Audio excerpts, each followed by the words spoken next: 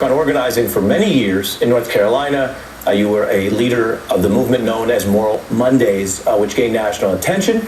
And today you are writing about Trump's use of the Bible as an obscenity. And you recommend he should try reading the words inside it.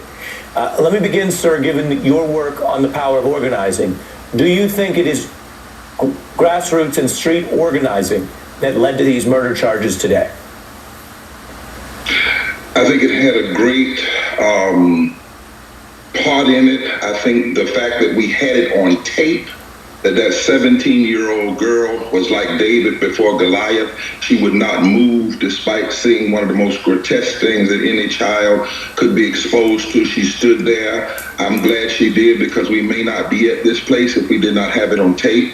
I think that part of what also garnered so much attention to this is the moment in which it happened. You know, there were a lot of wounds before COVID.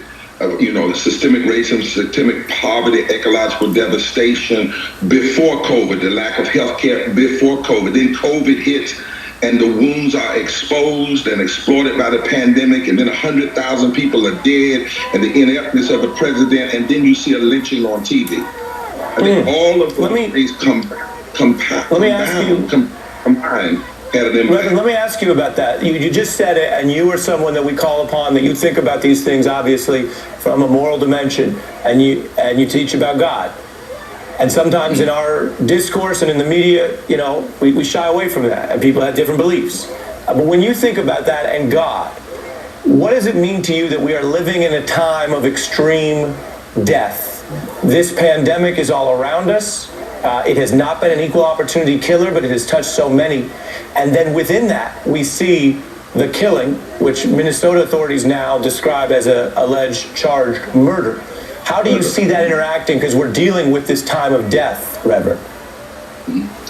Well, death can have, especially death in the movement, can have the potential of destroying you and making you doubt and go into utter despair, or death can spur you, like the death of Emmett Till spurred Rosa Parks. It was the death of Swanna, Cheney, and Goodman that made more people go south, not less. It was the death of 4 girls in a Birmingham church 17 days after the March on Washington, and then the death of a president that pushed people to do more. Sometimes what death does is it makes people say, wait a minute, our systems are failing us. We may die, but we shouldn't die like this, and so we're going to resist the death. Like Claude McKay said in his book back in the Harlem Renaissance, if we must die, let us not die like hogs.